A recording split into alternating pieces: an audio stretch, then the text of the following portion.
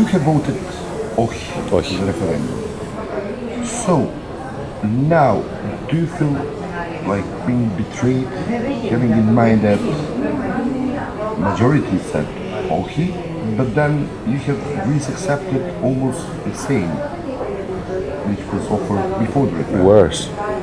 Actually, worse. I don't know what they were thinking. I voted Ohi for my reasons. My reason was not only to have a strong negotiating card against Europe, but to say something, that enough is enough. But when you say against Europe, I mean, you are Europe. You are part of Europe. We are part of Europe, but we're not treated as part of Europe. Why? Why do you think so? Because I think that Europe is trying to send a message to the rest of the countries that are under austerity that, look, if you don't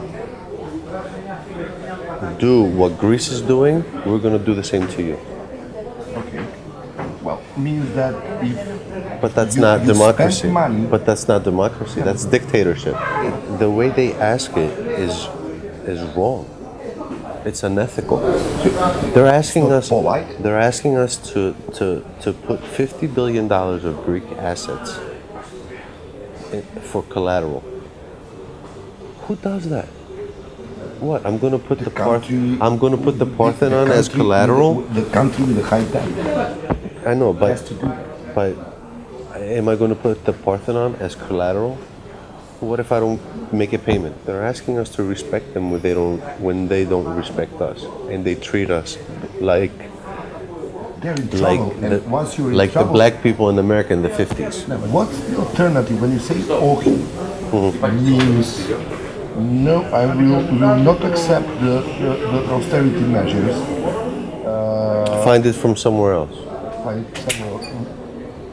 The rich, the filthy rich, not just the rich. Russia, China. No, I mean the Greek rich people. There's approximately about 300 billion euros in bank accounts all over the world. Why can't Draghi order that money back into Greece? He can't do it though. He can't do it. So, okay. So is in Greece. It means to impose a communism, like it was after the war in Eastern Europe. So what's the to nationalize all the private property. So what's the difference between now? Now, The bottom line is the same. now you will have. For me, a regular worker in Greece, the bottom line is the same. What's the solution for you right now? I don't know.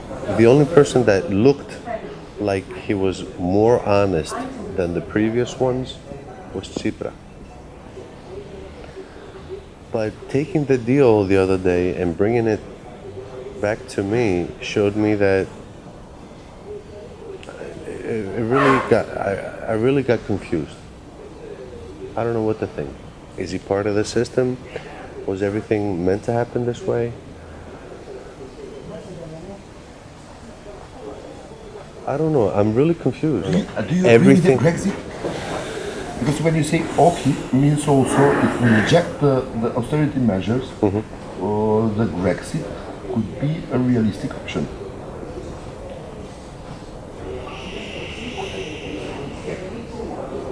I don't want to leave Europe. I mean, I feel European.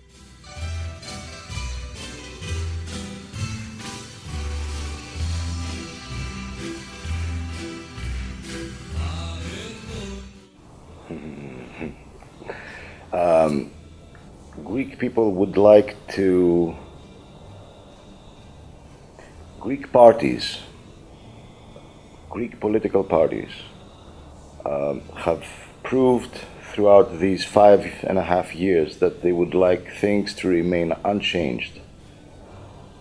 They would like to continue doing business as usual. They would like to continue having all this clientelistic way of managing the state apparatus. They would like to be able to spend more. I'm not sure that's what the Greek people that want. Many of the Greek people would like to keep this clientelistic way of doing things with the state, but there is an increasing percentage of the Greek population that understands that unless we do a thorough reform, unless we go as far as refound our state, there's no way to get out of it. It is very difficult to be explained in rational terms, because it is obvious that we have an irrational behavior from Greek people and also from Greek government. In fact, for any person who thinks in a logical way, no means no to Europe.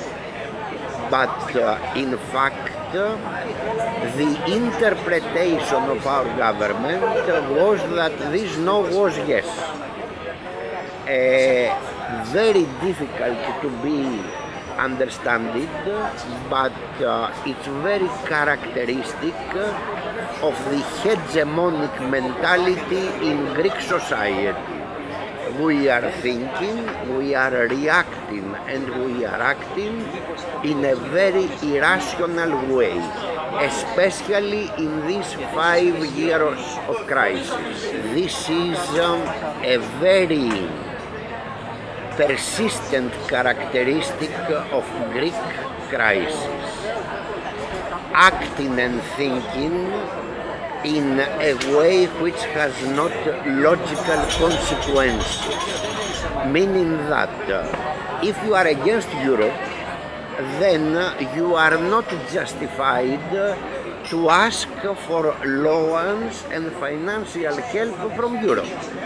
But the hegemonic narrative, I repeat, of Greek society, which Syriza has recycled and enforced, is that they will be obliged to give us funding without daring to ask from us to keep any obligation.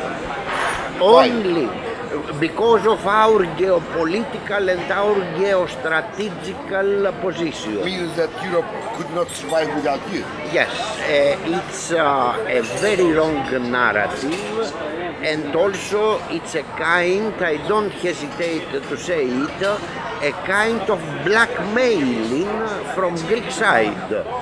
We will have relations with anti-European forces like Russia if you will not give us money. After a referendum, previous week was the week of apocalypse. Greek people and Syriza realized that all this narrative was an illusion, was a lie.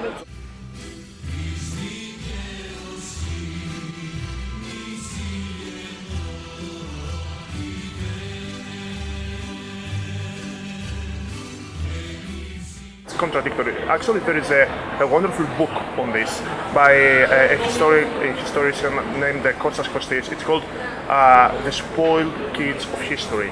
That's Greeks. Because it says that during the years after the War of Greek independence until now, the Greeks have received a lot of assistance and help from foreign powers, especially from the West. But first, they haven't utilized it in a way to promote long-term growth. And second, and most importantly, they came to consider this help as something self-evident, as something that they deserve because of their history, I don't know, because of their superior culture, talking about the ancient Greece. And so they believe that they actually are entitled to this kind of help. And all this sick mentality, in a way, is promoted by the political powers, because we've got a very serious problem of populism for many, many years in Greece. For example, the crisis which has been destroying our economy for the last 5 years, it has never been considered to be an actual result of decades of corruption and of decades of interior problems of the Greek society and the Greek economy. Instead, it has been considered by many political powers, namely the two that actually rule us now, Syriza and Anel, as a kind of conspiracy by foreign powers. For decades, the Greek society was, by the way things were run, was speculating fiscally, environmentally, in the expense of the new generation. We were consuming and piling up debt as if there was no tomorrow. And there is a tomorrow, and we can't do it anymore. We benefited with the euro of very low credit income interest tax. And the debt went out of proportion. Now it's pay time. Now we have to understand that if this country has a future, we have to run things better. We cannot continue to pile up debt and hand it to the new generation.